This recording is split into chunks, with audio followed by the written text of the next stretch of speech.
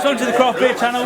My name's Jonny. Today we're at the Rake, which is possibly the smallest but also the best craft beer place in London. And here I am with Greg of 5 Points Brewery, who do some really lovely beers. For a start, they do the Railway Porter, which we made some cookies with a couple of weeks ago. So click on my face and you can see the cookies we made with it. But today we are drinking this gorgeous thing. This is called Derailed Porter. I won't spoil the surprise.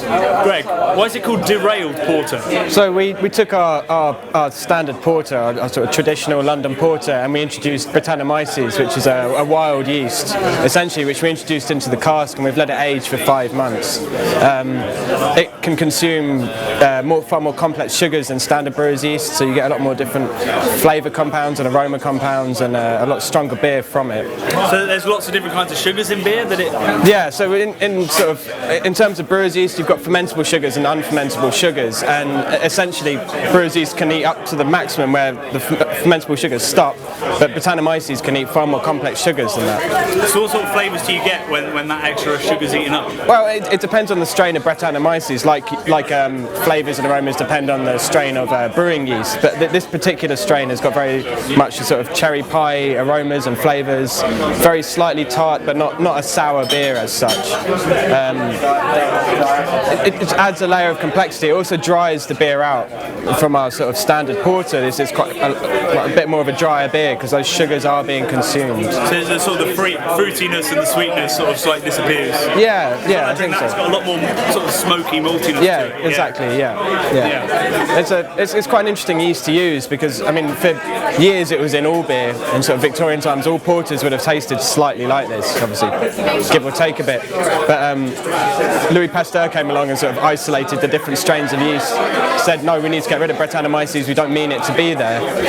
And from then on, it was sort of quite a bad thing to get Brett in a beer. Essentially, it's a sign of infection if you don't introduce it deliberately. And now it's becoming a new ingredient for brewers to play with, essentially, like hops and malts and yeast will change a beer quite considerably. So is it a tricky yeast to use if it infects things? Well, it is tricky. I mean, we were very cautious. The last thing I want is a Brettanomyces infection in the brewery, and it can eat into sort of even like rubber and plastic coatings in tanks and stuff like that. So you have to be very careful how you use it. So, which is why we took the decision to age it in the cask with Brett as opposed to age it in a fermenter with Brett, because if that fermenter does get infected, it's almost impossible to get rid of it.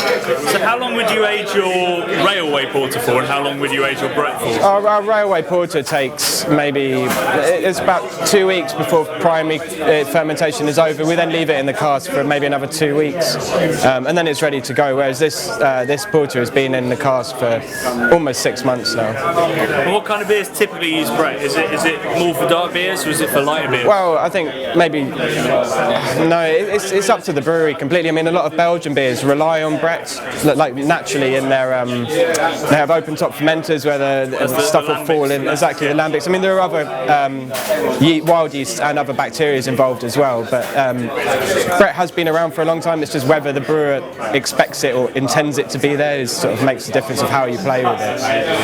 Okay, and in terms of the 5 points, you've got three core beers at the moment, and then you've got the Derailed. What else are you looking at? We've currently got a trial IPA brewing at the moment, which we're hoping to release by Easter. We've got a few other beers in the works. We've brewed a barley wine that we're going to age for a year in-house before selling in bottles. We're quite keen to do a steam beer or California Common as well at some point in the next few months. An Anchor steam. Yeah, an Anchor steam. So like it's a lager yeast fermented at ale temperatures essentially. Quite a malty-based beer, not focusing on the hops so much. Yeah. Well, it's great to meet you. Great to taste some Bretty stouts, which I don't think I've had before. And watch out for everything else that 5 Points do. They've got their Red Hook and their 5 Points Pale, which is a really beautiful beer based out in East London. Great to meet you. Thank you very much. And you. Cheers. Cheers.